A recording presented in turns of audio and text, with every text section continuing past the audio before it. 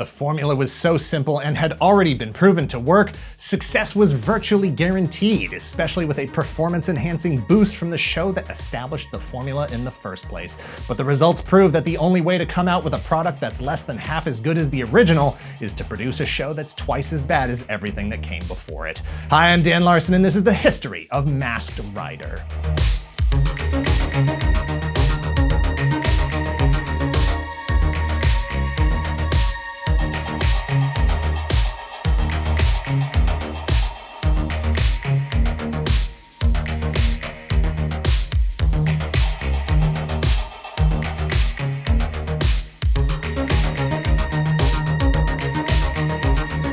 Thank you to Magic Spoon for sponsoring this video. Nothing transports me back in time faster than the taste and smell of fruity breakfast cereal. Just opening a box of Magic Spoon and suddenly it's like I'm 10 years old on Saturday morning watching cartoons at my grandparents' house.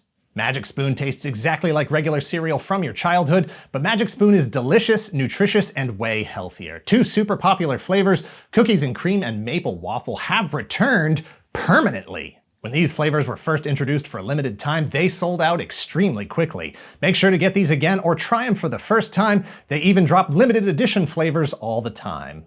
If you're trying to cut down on carbs or sugar, trying to eat healthier, the cereal you ate when you were 10 might not be the best fit. Magic Spoon has 0 grams of sugar, 14 grams of protein, and only 4 net grams of carbs in each serving. Also, only 140 calories. It's keto-friendly, gluten-free, grain-free, soy-free, low-carb, and GMO-free. Click the link below to get some Magic Spoon cereal today. You can build your very own variety box or use my code TOYGALAXY for $5 off. You can choose from the best-selling cocoa, fruity, frosted, peanut butter, cookies and cream, and maple waffle flavors, plus other awesome flavors including blueberry and cinnamon. Newsflash, Magic Spoon is now shipping to Canada and the UK. Magic Spoon is so confident in their product, it's backed with a 100% happiness guarantee. So if you don't like it for any reason, they'll refund your money, no questions asked. Click the link below and use the code TOYGALAXY for $5 off, or go to magicspoon.com/toygalaxy to save $5 today. Thanks again to Magic Spoon.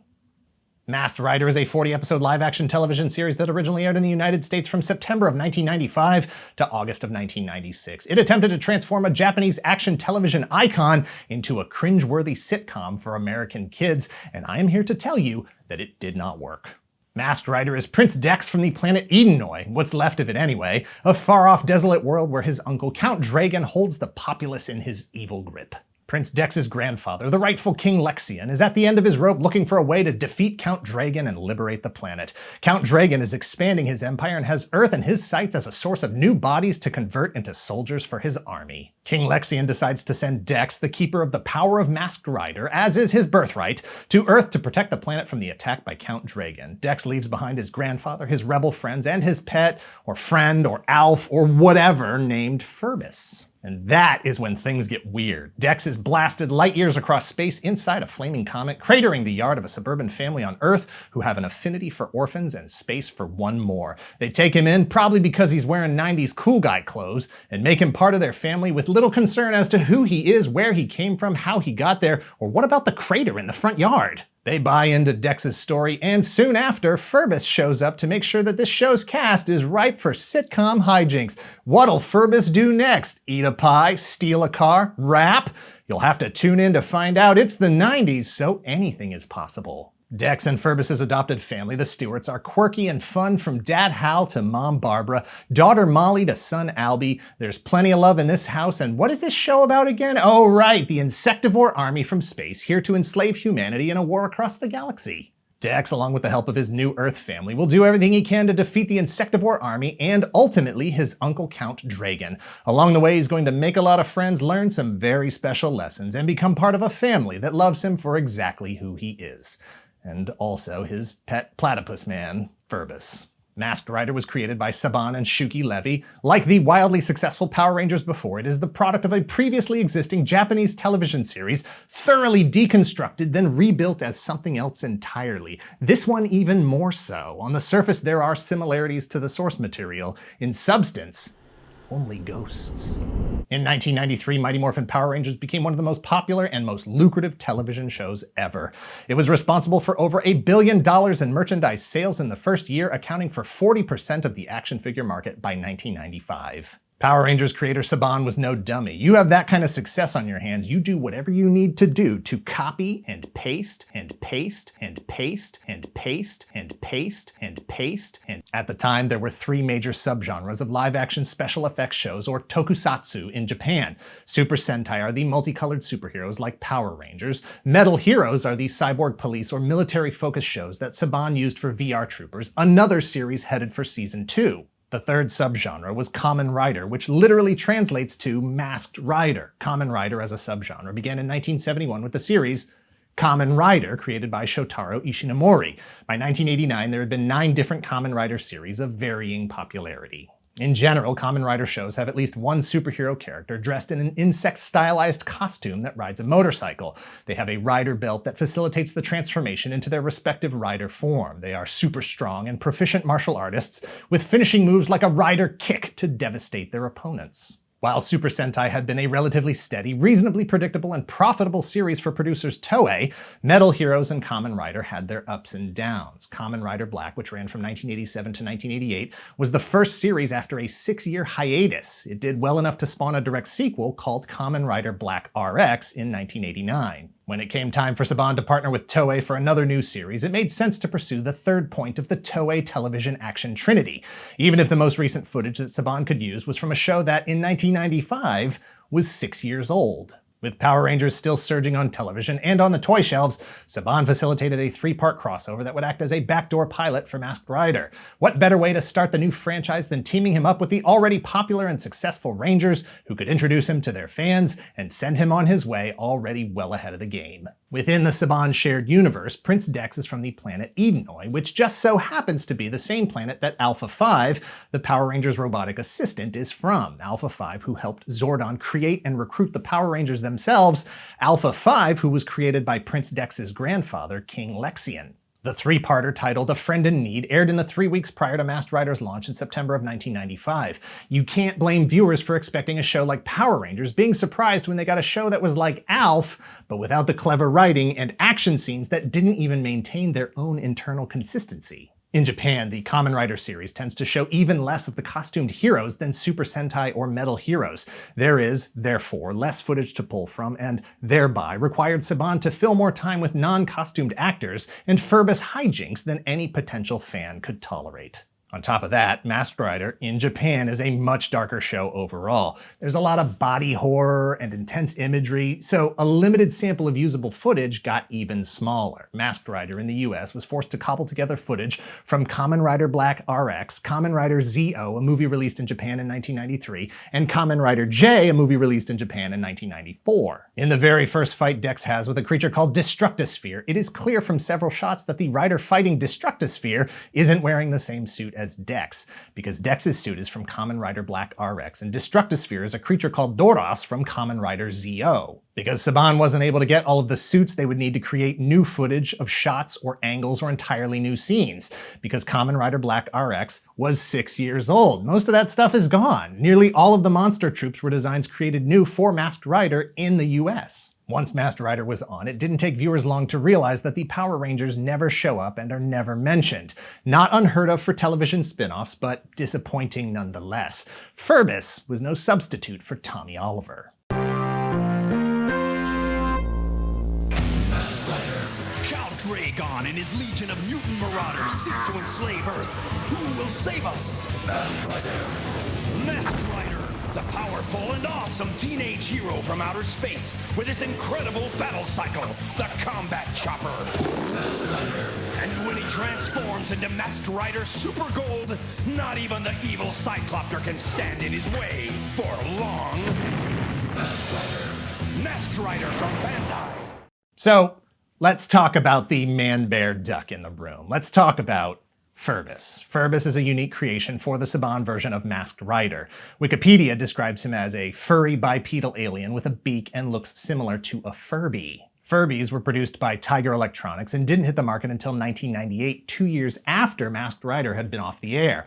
There is no legal proof that the two are connected or that one inspired the other. It is possibly a case of simultaneous invention. Who among us prior to 1995 hadn't had a nightmare about something that looked like that? In fact, I have my own proprietary creation with similar looking characters called duck bears that I've been shopping around to studios since 1995. Yes, it looks kind of like DuckTales, but we just went over this. It's a simultaneous invention. See, DuckTales is about talking ducks in a city called Duckburg. Duck Bears is about talking platypuses exploring the galaxy in their spaceship, the Platter Prize. There are bound to be similarities. In an oversaturated genre like this, it's unavoidable. Within the world created by the narrative, Ferbus is a member of an alien species called Monotomanax. In our world, Ferbus is a puppet costume created by Chiodo Brothers Productions, who created the Critters in the Critters series of films, among other things. First try. Close enough. Whatever. Also, sometimes a suit worn by suit actor Vern Troyer, Mini-Me in the Austin Powers series, voiced by Paul Pastore, who did multiple voices for Kevin Rubio's Troops Star Wars short in 1997. Ferbus, in and of himself, is neither offensive nor necessarily out of place within this already exaggerated depiction of reality. It's actually a pretty well done puppet and suit character with functional expressions. He's as good as Alf or any of the Ewoks. The problem is the degree to which it turns the show into something that the audience was not expecting and statistically did not want. Like Power Rangers before it, Masked Rider had a full complement of toys from Bandai. Minifigures, 6-inch posable figures, motorcycles, vehicles, ecto-accelerating or head-flipping or quick change, whatever you want to call it. Dash racers, mutating vehicles, regular decks, Masked Rider in his regular and upgraded Super Gold and Super Blue forms, villains like Cyclopter, Skull Reaper, Robosect, Double Face, and Count Dragon, and of course, Ferbus. When Masked Rider ran in syndication in 1996, KFC included Masked Rider toys in their kids' meals, a Masked Rider figure that you can change into his Super Gold form with a tiny helmet, his Super Chopper motorcycle, Magno the Supercar, an Ecto Viewer wristband, Cyclopter, and Bump and Go Ferbus. Lunchboxes, party supplies, costumes, Marvel Comics did a single issue that brought Masked Rider and the Power Rangers back together again to defend the city against the forces of Count Dragon. A few episodes of Masked Rider were released on VHS in 1996. In the UK, Jetix released a DVD with 3 episodes. In 2012, Shout Factory announced a distribution deal with Saban, which includes rights to the first 17 seasons of Power Rangers, VR Troopers, Big Bad Beetleborgs, and Ninja Turtles: The Next Mutation. It did not include Masked Rider. It is not currently officially available for streaming online. That said, all 40 episodes are here on YouTube unofficially. Why isn't it streaming? Shinichi Moriyasu, former president of Bandai, said the show was a sales failure. Didn't move enough toys, didn't attract enough eyeballs, didn't even run the full series before it got canceled. Perhaps some of the blame can go to the oversaturation of the market. By 1996, the genre had already produced 3 seasons of Power Rangers, a Power Rangers movie, Superhuman Samurai Cyber Squad, 2 seasons of VR Troopers, Big Bad Beetleborgs, and then this tonally bifurcated psychological experiment with more screen time given to the Man-Bear Duck than the title character. I don't know if that's actually true, but that's what it feels like. Ultimately, Toei and Ishimori Productions, the company that handles the rights to creator Shotaro Ishinomori's creation since his death in 1998, declined to renew Saban's license to Kamen Rider. There are whispers that Ishinomori himself banned Saban from ever using the property again because it was so badly executed. Some stories even say that Toei took legal action against Saban for the damage to the brand internationally. Either way, in 2001, Saban Entertainment was purchased by Disney as part of the Fox Family Worldwide, Fox Kids Worldwide deal. Properties like Power Rangers and Masked Rider were included in that purchase. In 2010, Saban bought the rights back from Disney, and then in 2018, sold everything to Hasbro. As of this video, it appears that Hasbro owns the actual Masked Rider episodes, but not the license to do anything with them, unless they want to write a very, very large check to Toei and Ishimori Productions, which they don't. And that might not matter anyway, because Kamen Rider is preparing for a big multimedia push in Japan intended to make the world tour the same way Godzilla has in the last few years. In July of 2021, Toei announced that a new film called Shin Kamen Rider was in production, with Evangelion creator Anno Hideaki at the helm, due out in March 2023. Hideaki wrote the script and co-directed the 2016 film Shin Godzilla, which effectively reconceptualized the well-tread Godzilla narrative. The hope is to do the same thing for Kamen Rider, bring the 50-year-old concept simultaneously back to its roots while propelling it around the world and into the future. In the finale of Saban's Masked Rider, which aired before the last 3 episodes, Dex recognizes that he is not strong enough to defeat the end boss monster, Bruticon, so he teams up with the 10 previous Masked Rider warriors who quickly run through a training exercise before joining him on the battlefield. It is the perfect illustration of everything that did not work for Masked Rider as a series. Confusing editing that loses track of the direction of action, the position of characters, and the location. Voice acting that, to me, sounds like one guy doing the only 3 voices he knows how to do. Random Japanese actors that show up in a group shot that aren't there a moment later. Group shots that are clearly the Japanese actor Tetsuo Kurata playing Kotaro Minami and not Ted Jan Roberts playing Prince Dex, even though they're wearing the same clothes and have the same haircut. The footage of the Rider Warriors is pulled from 2 3-part arcs in Kamen Rider Black RX. For Japanese fans, it's a celebration of the long history of the franchise, an all-star moment when you get to see 30 years of heroes who aren't even really from the same dimension working together on screen at the same time. Saban's Masked Rider couldn't even keep the names matched to the characters on screen. During their roll call, Kamen Rider Super 1 calls himself Strongman, Kamen Rider Stronger calls himself X, Kamen Rider X calls himself V3, Sky Rider calls himself Amazon, Amazon calls himself Riderman, and Riderman just isn't there even though he's in several other shots. Saban's job was never to duplicate the Kamen Rider experience shot for shot. It's not what happened with Power Rangers or VR Troopers, but his job was to increase the viability of the brand in the market where it was licensed. Masked Rider set the franchise back in the US market a full decade. In 2008, Kamen Rider Dragon Knight aired on the CW, developed by Adness Entertainment in cooperation with Toei and Ishimori Productions.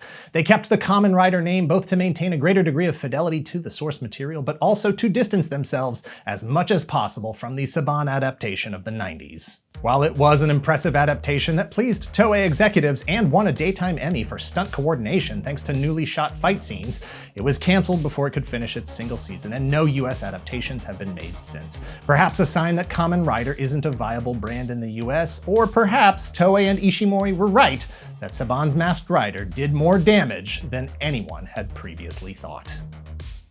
Thanks for watching. Please hit like, hit subscribe if you're not already a subscriber. Thank you very much to those of you who already are. If you haven't heard, we started streaming on Twitch. Find us at twitch.tv/toygalaxy. If you're in the position to help the channel grow, please visit our Patreon or become a YouTube channel member. Let us know in the comments down below if you watched Masked Rider at all. I was excited when it first started airing, but quickly lost interest. I definitely took advantage of the ability to pick up Kamen Rider figures regardless of what they were intended to be in the US market. That said, I just found out about the 10 Rider Warriors in the finale while working on this video. Very happy to see my boy Super 1 on screen again. Disappointed that he's so ridiculously voiced and named Strongman. Utter disrespect. Thank goodness the internet has allowed some of this stuff to be watched in its original form. If you care. Cut.